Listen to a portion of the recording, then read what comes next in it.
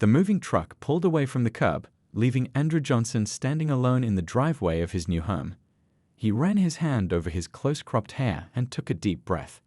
The neighborhood looked peaceful enough, neat lawns, tidy houses, and quiet streets. But Andrew knew better than to judge by appearances. His mother called from inside the house, "Andrew, come help me with these boxes." "Coming, Mom," he answered, giving one last look at the unfamiliar street before heading inside. At 15, Andrew was used to being the new kid. His mother's job had moved them 3 times in the past 5 years. But this was their first move since Dad died, and everything felt different now. The house was smaller than their old one, but with just the 2 of them and Ace, his German Shepherd mix, they didn't need much space. Ace had been his father's service dog from his military days, and now the loyal canine had become Andrew's best friend and living connection to his dad. "Ace, come here, boy," Andrew called, and the dog trotted over, pressing his warm body against Andrew's leg. "At least I've got you right." The dog looked up with intelligent eyes that seemed to understand everything. Later that evening, Andrew sat on his bedroom floor, a framed photo of his father in his hands. James Johnson had been a formidable man, tall, strong, and disciplined from his years in special forces. What most people never knew was how gentle he could be, especially with his only son. From the time Andrew was 5, his father had trained him. Not just basic self-defense, but comprehensive fighting techniques drawn from multiple martial arts disciplines. Andrew remembered the first time his father had sat him down for a serious talk about their training sessions. "What I'm teaching you isn't about hurting others," his father had said, dark eyes intense. "It's about discipline, control, and protecting those who can't protect themselves. A real fighter knows when not to fight." Andrew had taken those words to heart, training diligently for years until his body moved with a natural grace and power that belied his young age. But he kept those skills hidden, just as his father had taught him. "First day at the new school tomorrow," his mother said, appearing in his doorway with a mug of hot chocolate. "Nervous?" Andrew shrugged. "I'll be fine." But the next morning, walking up the steps of Westridge High School, Andrew felt the familiar knot in his stomach that came with being the new face. And not just any new face, often the only black student in predominantly white classrooms. He felt the stares as he walked through the hallway, heard the whispers. Most were just curious, but some held an edge that he recognized all too well. "Watch where you're going," snapped a tall boy with sandy hair as Andrew accidentally brushed past him. "Sorry," Andrew said automatically, trying to sidestep. "New kid, huh?" The boy blocked his path, flanked by 3 friends who formed a half-circle around Andrew. "I don't think we've properly welcomed you yet." Andrew assessed them quickly. The leader was confidence personified, expensive sneakers and designer clothes marking him as someone used to getting his way. The others were followers, looking to the leader for cues on how to act. "I'm just trying to find room 203, Andrew said calmly, keeping his voice neutral.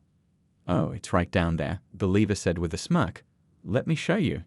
He gestured down the hall, but as Andrew moved to pass, the boy stuck out his foot. Years of training kicked in automatically.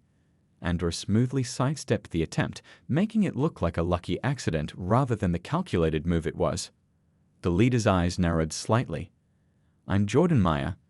My dad owns half this town, so you'd better learn quick how things work around here." Andrew just nodded and continued walking, feeling Jordan's eyes boring into his back. As he found his classroom and took an empty seat near the back, a girl with curly hair leaned over. "Don't mind Jordan and his crew," she whispered. "They think they own the school." "Thanks," Andrew replied with a small smile. After school, Andrew walked home with Ace waiting eagerly at the fence. The dog's excited welcome was the bright spot in an otherwise tense day. As they walked to the nearby park, Andrew reflected on how quickly Jordan and his friends had singled him out and how carefully he would need to tread in this new place.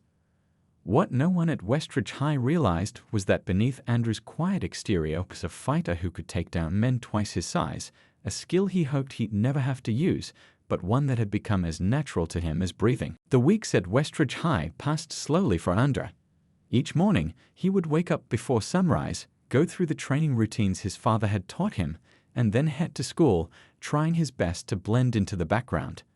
But Jordan Meyer and his friends made that nearly impossible. At first, it was small things.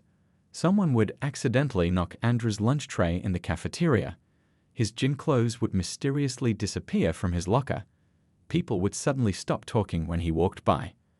"Did you see what someone wrote on your locker?"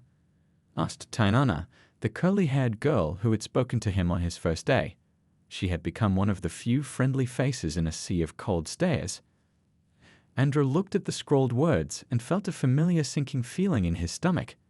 He pulled out a tissue from his backpack and wiped away the ugly message without a word. "You should tell Principal Wilson," Tiana said, her eyes wide with concern. Andrew shook his head. "It won't help." "What?" "Trust me," Andrew said quietly. "It never does." That afternoon, Andrew headed to the woods behind his house. It was his sanctuary, a place where he could train without curious eyes watching. He hung a heavy punching bag from a sturdy oak tree and began his routine: punches, kicks, spins, and takedowns that his father had drilled into him since childhood. With each movement, Andrew remembered his father's words: "Breathe through your strikes. Let your energy flow from your center. Fighting isn't about anger, it's about focus." The familiar burn in his muscles felt good, like his father was still there with him. Sweat dripped down his face as he executed a perfect spinning kick that would have stunned anyone watching with its precision and power. Ash sat patiently at the edge of the clearing, alert and watchful as always. The dog had been specially trained by his father too, not just as a service animal, but as a protector. "Good boy," Andrew said, stopping to scratch behind Ace's ears. "Let's go home." The next day at school, things took a turn for the worse. Andrew opened his backpack to find his history project, which he'd worked on for 2 weeks, had been soaked with water, the pages stuck together, and the ink running. "Oops, looks like somebody had an accident," Jordan sneered as he walked by, his friends snickering behind him. Andrew felt his hands clench into fists, the techniques his father taught him flashing through his mind. One quick move and Jordan would be on the floor before he knew what hit him. But then he heard his father's voice in his head. "The strongest fighter is the one who knows when not to fight." Taking a deep breath, Andrew silently gathered his ruined project and walked away. "That's right, keep walking," Jordan called after him, just like a scared little. "Shut up, Jordan," Tiana interrupted, stepping between them. "Don't you have anything better to do?" Jordan's face darkened. "Watch yourself, Tiana. You're choosing the wrong side here." After school, Andrew sat at his desk, redoing his history project from scratch. His mother knocked on his door. "Andrew, can I come in?" He quickly covered the project. His mother didn't know about the troubles at school, and he wanted to keep it that way. She was working 2 jobs to keep them afloat after his father's death, and the last thing she needed was more stress. "Sure, Mom." She came in and sat on his bed. "I got a call from your history teacher today. She says your project was damaged." Andrew shrugged. "It was an accident." His mother studied his face for a long moment. "You know, your father faced a lot of people who didn't like him just because of who he was. But he never let it stop him from being the good man that he was." "I know, Mom." "And he never fought unless it was absolutely necessary." Andrew nodded. "I remember." She reached out and squeezed his shoulder. "Just be careful, okay? I know that look in your eye. It's the same one your father had when he was holding back." Later that night, Andrew lay in bed with Ace curled up beside him. Tomorrow was Friday, and Jordan had been dropping hints all week about some kind of welcome party for the new kid. Whatever was coming, Andrew knew he would have to face it with the same discipline his father had taught him, even if every instinct told him to fight back. Friday came with a heaviness in the air. Andrew walked through the school hallways with his guard up, sensing something was about to happen. Jordan and his friends were nowhere to be seen during morning classes, which was unusual and concerning. At lunch, Tiana slid into the seat across from Andrew, her expression worried. "I overheard Jordan and his friends talking," she said in a low voice. "They're planning something after school. I think you should take a different way home today." Andrew nodded. "Thanks for the heads up." "I could walk with you," Tiana offered. "No," Andrew said firmly. "I don't want you getting caught in the middle of this." The final bell rang, and Andrew deliberately took his time packing up his books.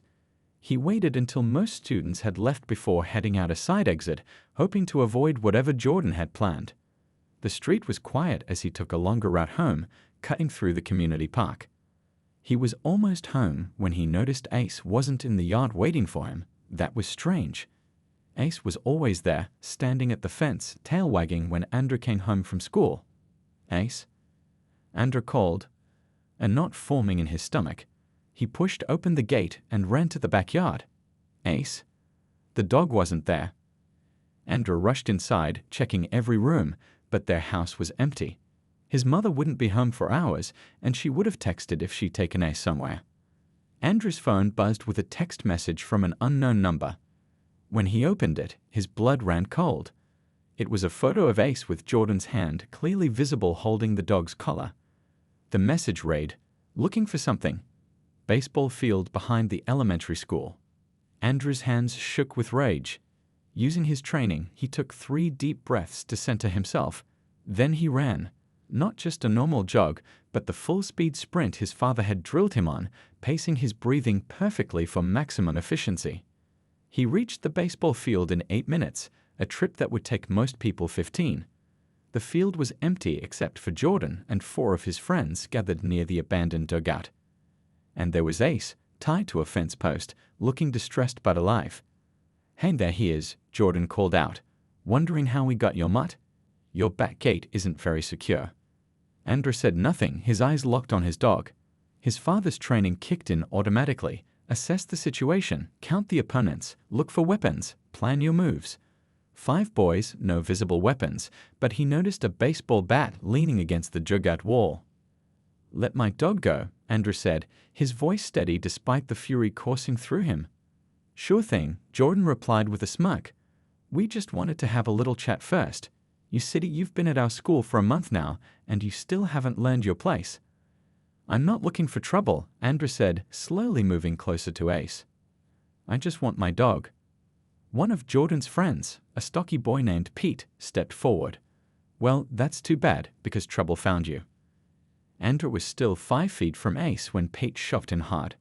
Andrew allowed himself to stumble back, still playing the role of someone who couldn't defend himself. "Your kind doesn't belong in our neighborhood," Jordan said, stepping closer. "My dad says property values go down when—" "Just let my dog go," Andrew interrupted, not wanting to hear the rest. "Or what?" Jordan laughed. "What are you going to do about it?" What happened next would haunt Andrew's dreams for weeks. As Jordan's friend Ryan moved toward Ace with the baseball bat, the dog growled in warning. Ryan, startled by the sound, swung the bat. Andrew heard Ace's yelp of pain before he saw what happened. The sound cut through him like a knife. Ace collapsed to the ground, whimpering. Something broke inside Andrew at that moment. A dam of restraint that had been holding back for weeks, for years. His vision tunneled, focusing only on his injured dog and the boys who had hurt him. "You shouldn't have done that," Andrew whispered, his voice so quiet that Jordan and his friends leaned forward to hear him. They didn't notice how his stance subtly shifted, how his breathing changed, how his eyes took on the focused intensity his father had taught him. They had no idea what they had just unleashed. Time seemed to slow down for Andrew. The world narrowed to just this moment, just these 5 boys who had crossed a line they didn't know existed. Through his rage, his father's teachings echoed, "Control the fight. Don't let the fight control you." Jordan laughed, misreading Andrew's stillness for fear. "What's wrong? Gonna cry about your stupid dog?" Andrew took a step forward. "Step away from him. Now." Something in his voice made Ryan pause, baseball bat still in hand. There was a new tone there, quiet, commanding, dangerous. "Or what?" Jordan sneered, but his smile didn't quite reach his eyes. Something was different about the quiet kid they'd been pushing around for weeks. Andrew didn't answer. Instead, he moved, not lunging or charging, but a measured, deliberate step that placed him perfectly between Jordan and his injured dog. "Last warning," Andrew said softly. "Move away from my dog and let me take him to a vet." Pete, the biggest of Jordan's friends, stepped forward and grabbed Andrew's shirt. "Listen, you little—" He never finished his sentence. Andrew's hands moved in a blur, breaking Pete's grip with a simple wrist lock that his father had taught him when he was 10. The bigger boy yelped in surprise as Andrew twisted just enough to cause pain without injury. What that Jordan started, but Andrew was already moving. With precise movements that looked almost casual to an untrained eye, Andrew sidestepped, using Pete's momentum to send him sprawling face-first into the dirt. The other boys stared in shock. This wasn't how it was supposed to go. "Get him!" Jordan yelled, and his remaining 3 friends charged all at once. Andrew felt oddly calm now, his father's voice clear in his mind. "When outnumbered, control the space. Make them get in each other's way." He stepped back, letting 2 of the boys collide awkwardly as they tried to grab him. The third, Ryan, swung the baseball bat wildly. Andrew ducked under it easily, the movement as natural as breathing. Then came up inside Ryan's guard. A simple palm strike to the chest, not enough to cause real damage, just enough to knock the wind out of him, and Ryan dropped the bat, gasping. "He's some kind of ninja or something," one of the boys shouted, scrambling backward. Jordan's eyes widened in disbelief. "I don't care what he is. There's 5 of us and 1 of him." But that math no longer seemed as favorable as it had moments ago. 2 of his friends were already backing away, and Ryan was still trying to catch his breath. 4, Andrew corrected quietly. "And I haven't even started trying yet." Pete had gotten back to his feet, his face red with embarrassment and rage. He charged like a bull, telegraphing his punch so clearly that Andrew almost felt sorry for him. A simple redirect, a foot placed just so, and Pete's own momentum sent him headfirst into the dugout wall with a thud.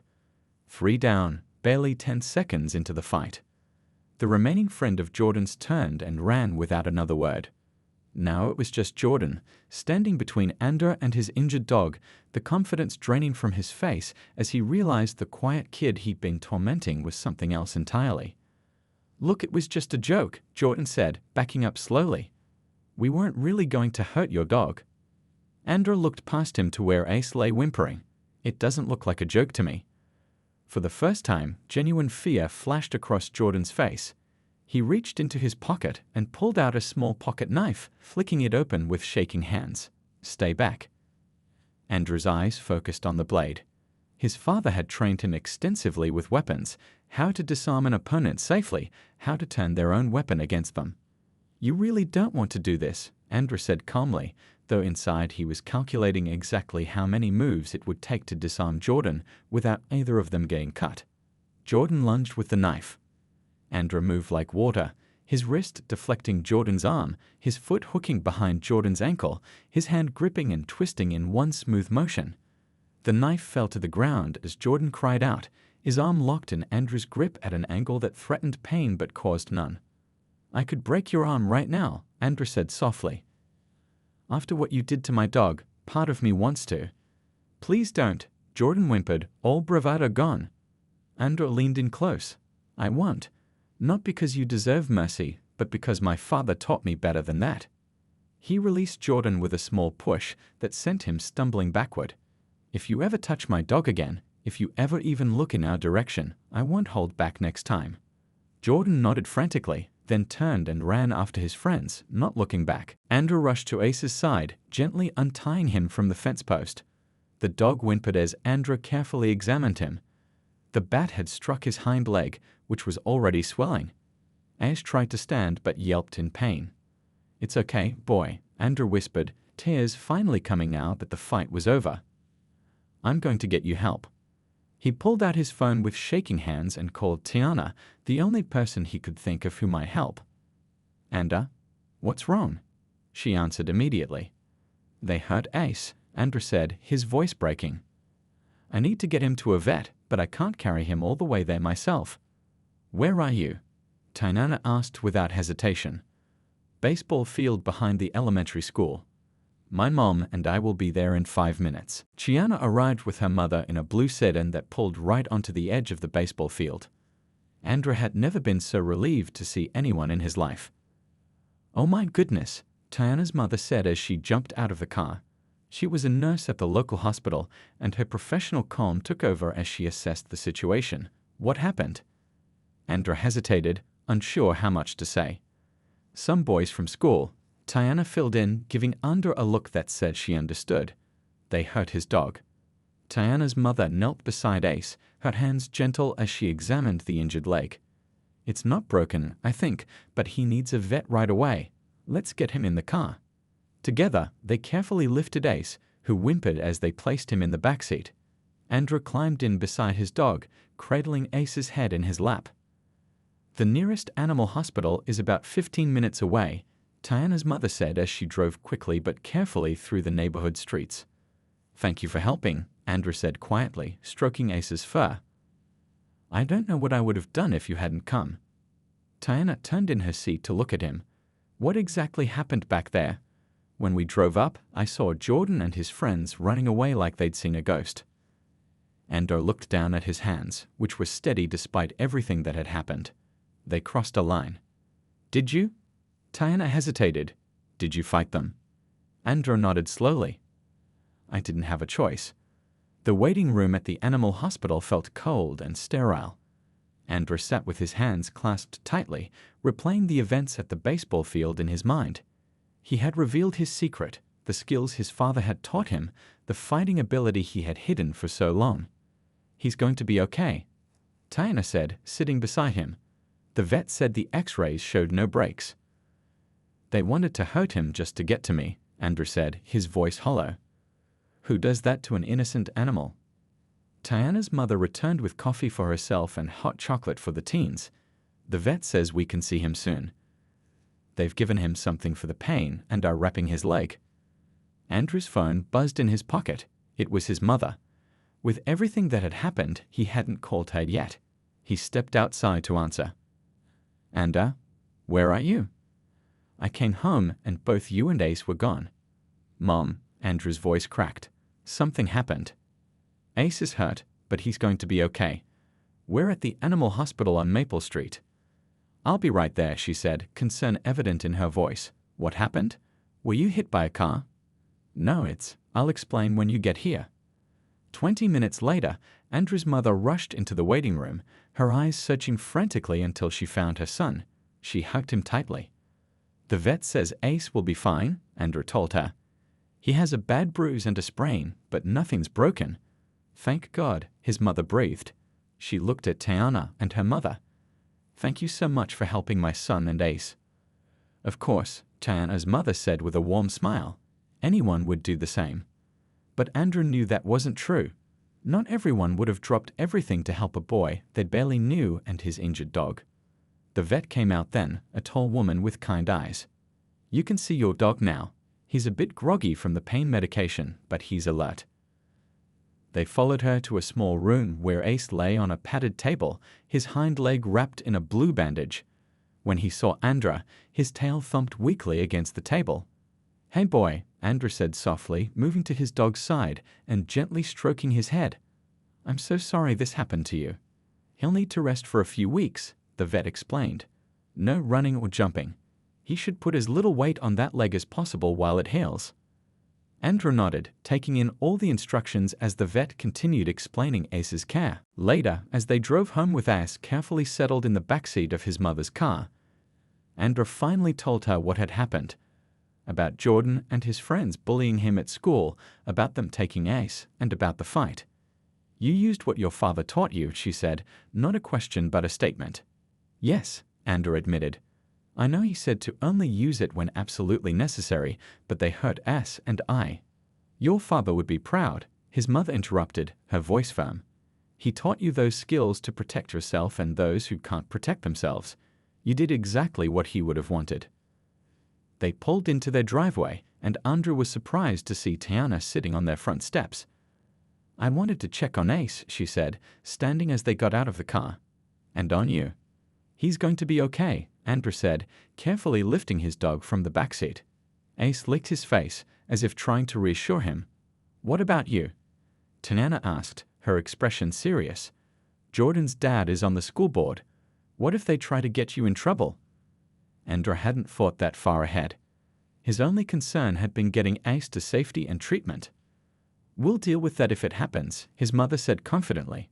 For now, let's get Ace inside and comfortable. As they settled Ace on his bed in the living room, Andrew's phone buzzed with texts.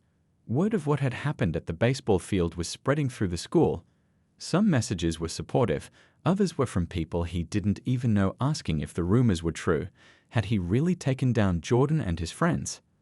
It's going to be different at school on Monday, Tiana said, reading over his shoulder. Everyone's talking about it. Andrew sighed. I didn't want this kind of attention. I just wanted to be left alone. Sometimes standing up for yourself means you can't stay invisible, Tiana replied. Maybe that's not such a bad thing. As Tiana left with a promise to check on them tomorrow, Andrew sat beside Ace, gently stroking his fur. The dog looked up at him with complete trust, despite everything that had happened. We'll get through this, boy, Andrew whispered. Whatever comes next, we'll face it together. Monday morning came too quickly. Andrew had spent the weekend tending to Ace, helping him get around the house while keeping weight off his injured leg. The dog was recovering well, but would need time before he could run and play like before. You don't have to go today, his mother said as Andrew packed his backpack. I can call the school and tell them you need another day. Andrew shook his head. I can't hide from this. Better to face it now. The walk to school felt longer than usual. Andrew kept his head up, though his stomach churned with anxiety. What would happen when he saw Jordan again? Would Jordan's father, with his connections to the school board, try to get him expelled? As he approached the school gates, Andrew noticed people watching him, some whispering behind their hands. A few students he'd never spoken to nodded at him with something like respect. Tiana was waiting by his locker. You came, she said with a relieved smile. I wasn't sure you would. What's everyone saying? Andrew asked, opening his locker. All kinds of things, Tiana replied. Some said you're some kind of ninja.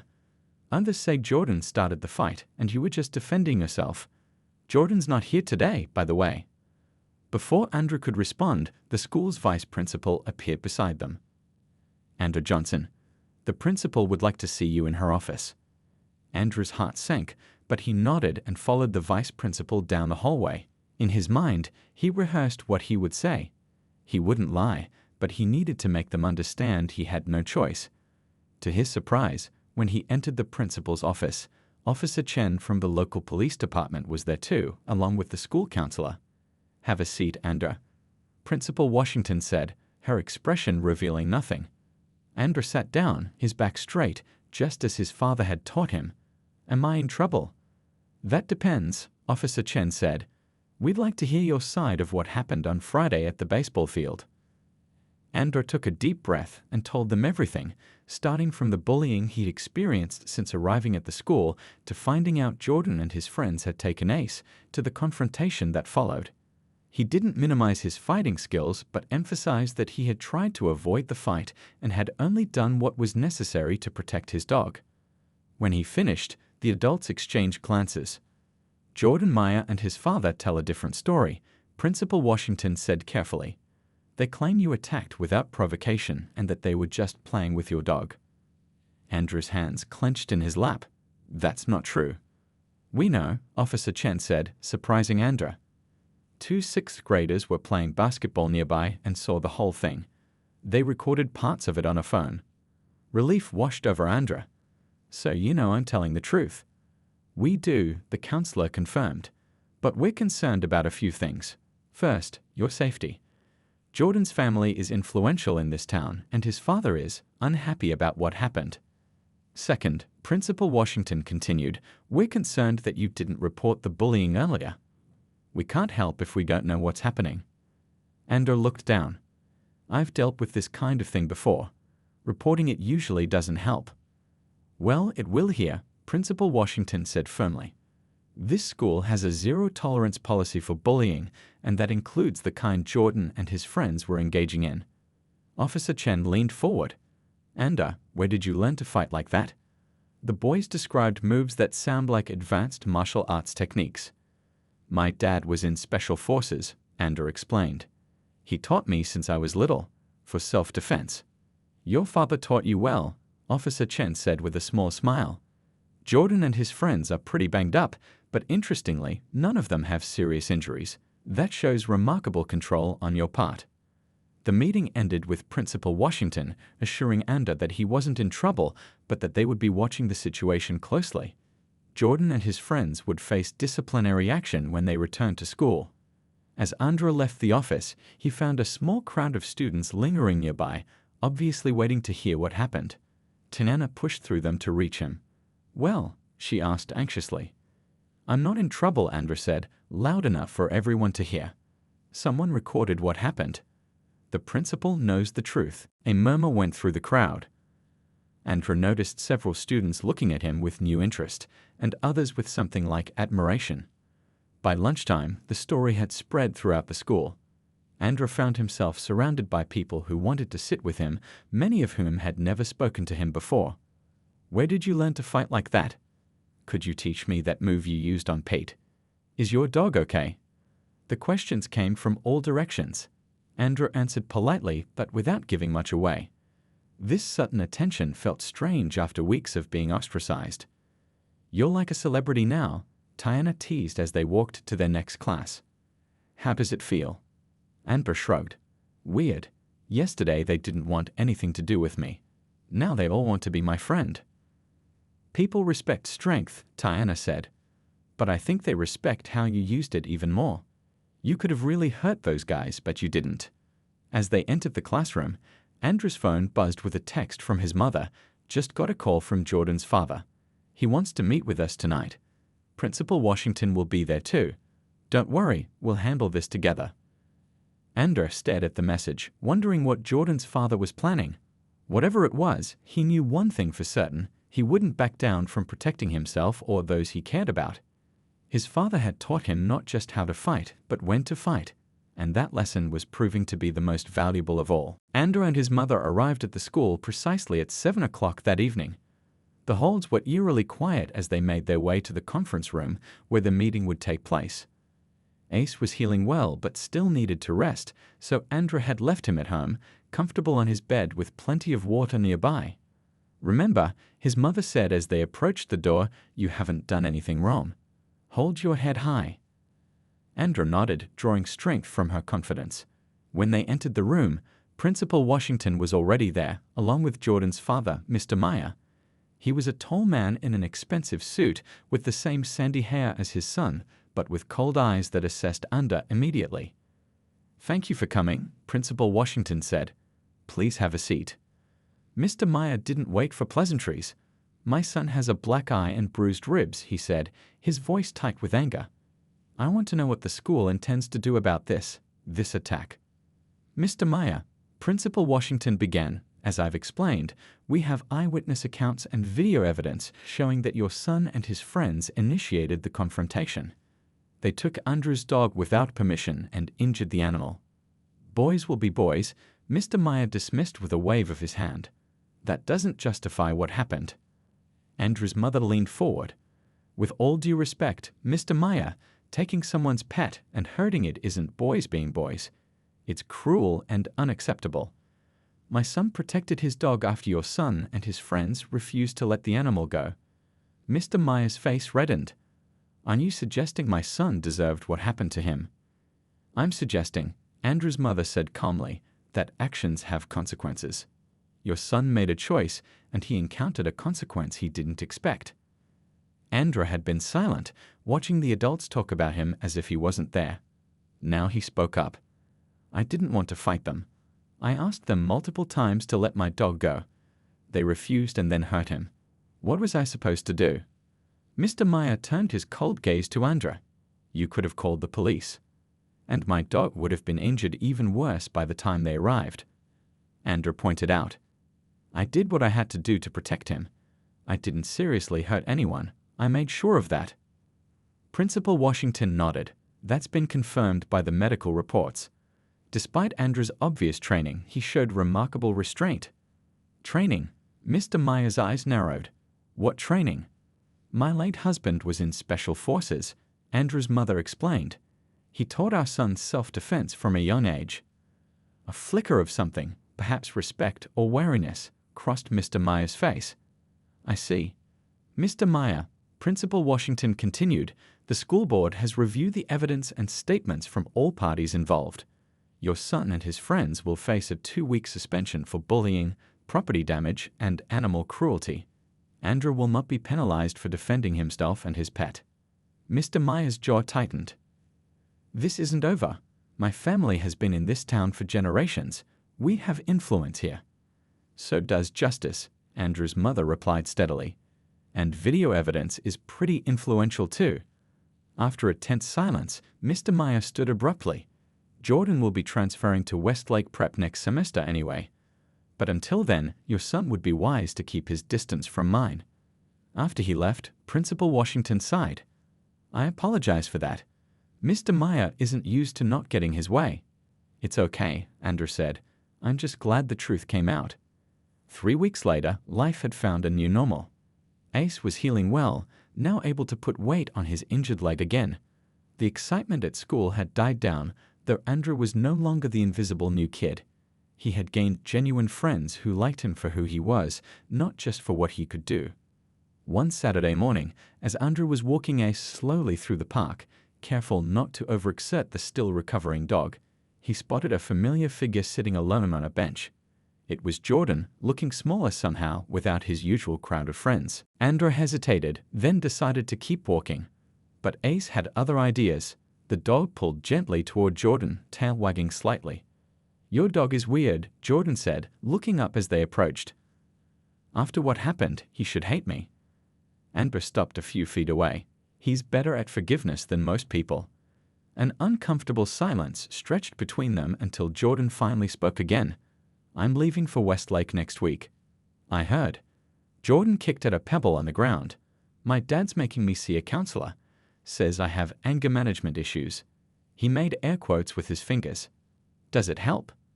Andrew asked, genuinely curious. Jordan shrugged. Maybe. She makes me talk about stuff. Like why I was so mad at you when you never did anything to me. He looked up, meeting Andrew's eyes for the first time. I was a jerk.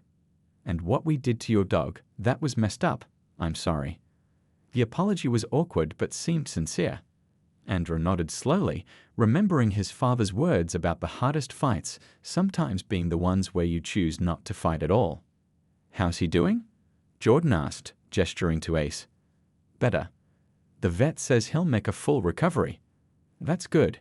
Jordan stood looking uncomfortable. Anyway, I should go. My dad's waiting. As Jordan walked away, Andrew felt a weight lift that he hadn't realized he'd been carrying. It wasn't friendship, but it was something like peace. The following week, Andrew started a small after-school club with Principal Washington's blessing. Twice a week, he taught basic self-defense techniques to a mixed group of students. He emphasized his father's philosophy that true strength came from discipline and restraint, not aggression. The point isn't to learn how to fight, he told his eager students. It's to learn when not to fight and how to protect yourself and others when you have no other choice. As he demonstrated a simple blocking technique, Andrew caught Tiana's eye from where she sat observing. She gave him a thumbs up, and he smiled back. His father would have been proud, he thought. Not of the fight that had revealed his skills, but of what he was choosing to do with those skills now, teaching others to find their own strength and confidence. Ice lay nearby, watching contentedly as his human found his place in this new world they now called home. The dog's leg was healing, just as Andrew's heart was healing from the loss of his father. And though challenges would surely come again, they would face them together, stronger for having weathered the storm.